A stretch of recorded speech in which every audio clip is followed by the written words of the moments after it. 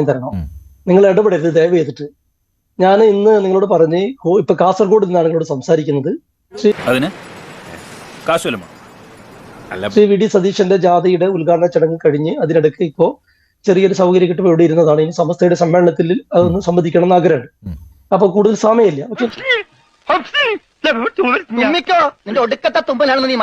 എനിക്കൊരു കാര്യം പറയാനുള്ളത്, പിന്നെ അതിന് മുമ്പായിട്ട് നമ്മൾ ഈ രാഷ്ട്രീയ ചർച്ച, ഇത്തരം ചർച്ചകൾ എടുക്കുന്നതിന് മുമ്പ് ഈ പിന്നെ സ്വന്തം അമ്മ മരിച്ചിട്ട് ആ അമ്മയുടെ എന്താ പറയാ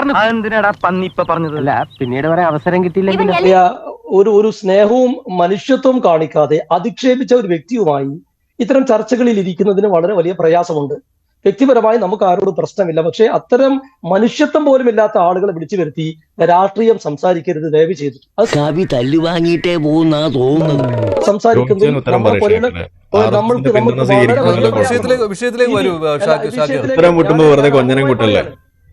ഉമ്മാന്റെ കാര്യം നമുക്ക് വേണമെങ്കിൽ വേറെ പറയാം. സ്വർഗത്തിൽ ഹൂറന്മാരില്ല.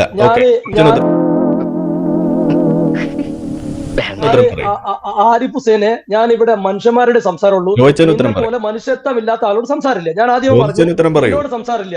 ഞാൻ എന്റെ കാര്യം ചോദിച്ചതിന് ഉത്തരം പറയേ ഷാക്കിർ. ഉത്തരം പറയേ. RSSന്റെ പിന്തുണ സ്വീകരിക്കോ? RSSും ഈ ജമാഅത്ത് ഇസ്ലാമും തമ്മിലുള്ള വ്യത്യാസം എന്താണ്?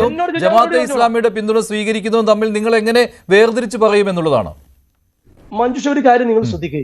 ഈ 1925 മുതൽ RSS ഹിന്ദു രാഷ്ട്രവാദവുമായി ഇന്ത്യ രാജ്യത്ത് പ്രവർത്തിക്കുന്നു. മാത്രവുമല്ല, എത്രയോ വർഗീയ കലാപങ്ങൾ, വർഗീയ ആഹ്വാനങ്ങള്, അധിക്ഷേപങ്ങള്, വംശീയ വംശഹത്യകള്, എനിക്കുള്ളവരുടെ കുറ്റവും കുറവൊക്കെ പറയുന്നതിന് മുമ്പ് അവനവന്റെ യോഗ്യത കൂടിയൊന്ന് നോക്കാം. ഇസ്ലാമിയുടെ ഭരണഘടനയിൽ തന്നെ ഉള്ളത് മതരാഷ്ട്രവാദമാണ്.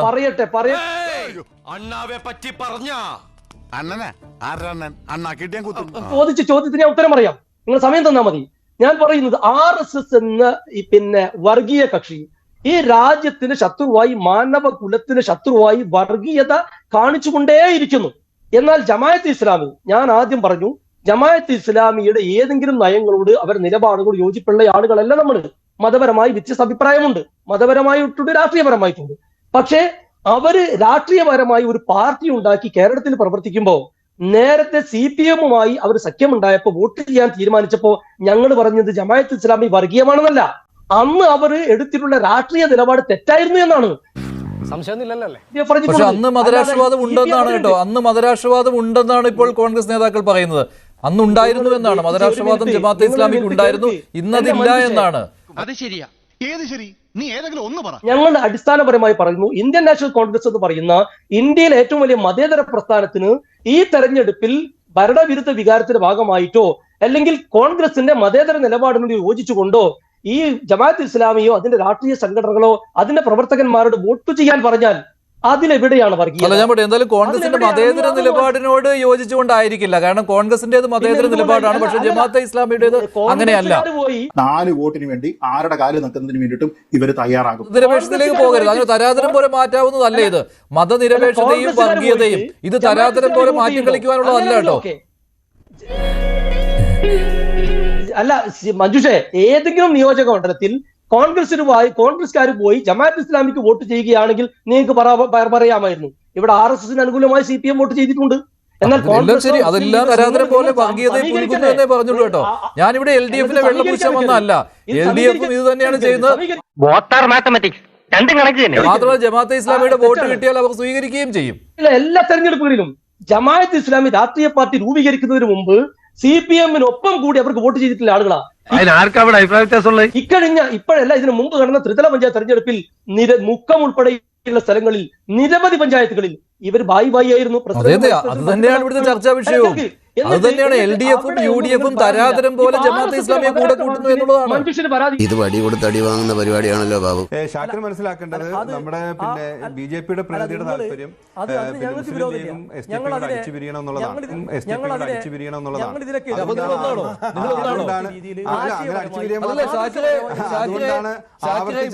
അൻസാരി പറയുന്നത് മുസ്ലിം ലീഗും SDPയും തമ്മിൽ ഭിന്നിക്കണം, അടിച്ചു പിരിയണം എന്നതാണ് BJP-യുടെ താല്പര്യമെന്ന്, അതിൽ വീഴരുതെന്നാണ് അൻസാരി പറയുന്നത്. വീണ്ടില്ല അല്ലേ യുവരാജ്? ഷാക്കിർ വീഴാതെ കഷ്ടപ്പെട്ട് പിടിച്ചു 2024, അതായത് രണ്ടത്തെയാണ് മാധ്യമം പത്രം എഴുതിയിരിക്കുന്നതാണ്. ഗംഗോളി പഞ്ചായത്തിൽ കോൺഗ്രസും SDPIയും ഒന്നിച്ചു, BJPയുടെ ഭരണക്കുത്തക തകർന്നു. വേണ്ട, നിങ്ങള് എന്താണ് അടിയിൽ കൂടി ബന്ധം സൂക്ഷിക്കുന്ന ആൾക്കാരാണ്. LDF-ഉം UDF-ഉം തരാതരം പോലെ ജമാഅത്തെ ഇസ്ലാമിയെ കൂടെ കൂട്ടുന്നു, എന്നിട്ട് കൂടെ ഇല്ലാത്ത സമയത്ത് പറയുന്നു ഞങ്ങൾ ന്യൂനപക്ഷ വർഗീയതയ്ക്കെതിരാണെന്ന്. ആ സത്യം നിനക്ക് മനസ്സിലായി, എന്നിട്ട് അയാൾക്ക് മനസ്സിലായിട്ടില്ല. എനിക്ക് RSS-നെ പോലെ അല്ല ജമാഅത്തെ ഇസ്ലാമി, അതാണ് ഷാക്കിറിന്റെ നിലപാട്. അതുകൊണ്ട് അവരുടെ പിന്തുണ സ്വീകരിക്കുന്നതിൽ തെറ്റില്ല. പക്ഷെ RSS-ന്റെ കാര്യത്തിൽ അങ്ങനെയല്ല. RSS വോട്ട് ചെയ്യാം, കുഴപ്പമില്ല, പക്ഷെ പിന്തുണ സ്വീകരിക്കില്ല. അല്ല, അങ്ങനെയാണെങ്കിൽ എനിക്ക് ശ്രീ ഷാക്കറിനോടുള്ള ഒരു ചോദ്യം, 2014 എന്തിനാണ് അന്നത്തെ മുഖ്യമന്ത്രിയായിരുന്ന ശ്രീ ഉമ്മൻചാണ്ടി ജമാഅത്തെ ഇസ്ലാമിക്കെതിരെ അഫിഡവിറ്റ് കൊടുത്തതെന്നൊന്ന് പറയാമോ? അന്ന് ശ്രീ രമേശ് ചെന്നിത്തലയായിരുന്നു ആഭ്യന്തരമന്ത്രി, ഒന്ന് പറയാമോ? അതിനെക്കുറിച്ച് അറിയാമോ? ഒരു വ്യക്തി ജമാഅത്തെ ഇസ്ലാമിയുടെ ഇടപാടുകളെല്ലാം അന്വേഷിക്കേണ്ടതാണ് എന്ന് പറഞ്ഞിട്ട് കോടതിയെ സമീപിച്ചപ്പോൾ കോടതി സംസ്ഥാന സർക്കാരിനോട് അഭിപ്രായം ചോദിച്ചു. അന്ന് ജമാഅത്തെ ഇസ്ലാമിക്കെതിരെ ജമാഅത്തെ ഇസ്ലാമി നിരോധിക്കപ്പെടണമെങ്കിൽ നിരോധിക്കപ്പെടേണ്ട സംഘടനയാണ് എന്നും അവരെ വർഗീയ സംഘടനയാണ് എന്നും പറഞ്ഞുകൊണ്ട് അഫിഡവിറ്റ് കൊടുത്തിരുന്നത് ഉമ്മൻചാണ്ടി സർക്കാരാണ്. നിങ്ങളുടെ പിന്തുണ അന്നും ഉമ്മൻചാണ്ടി സർക്കാരിന് തന്നെയായിരുന്നു. ശ്രീ രമേശ് ചെന്നിത്തല എന്ന ആഭ്യന്തരമന്ത്രിയായിരുന്നു. ആ അഫിഡവിറ്റിനെ കുറിച്ച് വല്ലതും അറിയാവോ? അഫിഡവിറ്റ് മാറ്റി എന്ന് പറയാൻ പറ്റുമോ? ആ അഫിഡവിറ്റ് എതിർക്കുന്നു എന്ന് പറയാമോ? ഉമ്മൻചാണ്ടി ബോധമില്ലാതെയാണ് അഫിഡവിറ്റ് കൊടുത്തതെന്ന് പറയാമോ? അന്ന് രമേശ് ചെന്നിത്തല ഉറക്കമായിരുന്നു എന്ന് പറയാമോ? പറ്റുമോ? പറ്റത്തില്ല എങ്കിൽ ഇതൊന്നും നമ്മുടെ വാദമല്ല, ന്യൂസ് 18-ന്റെ വാദമല്ല, ഞങ്ങൾ വ്യക്തികളുടെ വാദമല്ല, കോൺഗ്രസിന്റെ വാദമാണ്.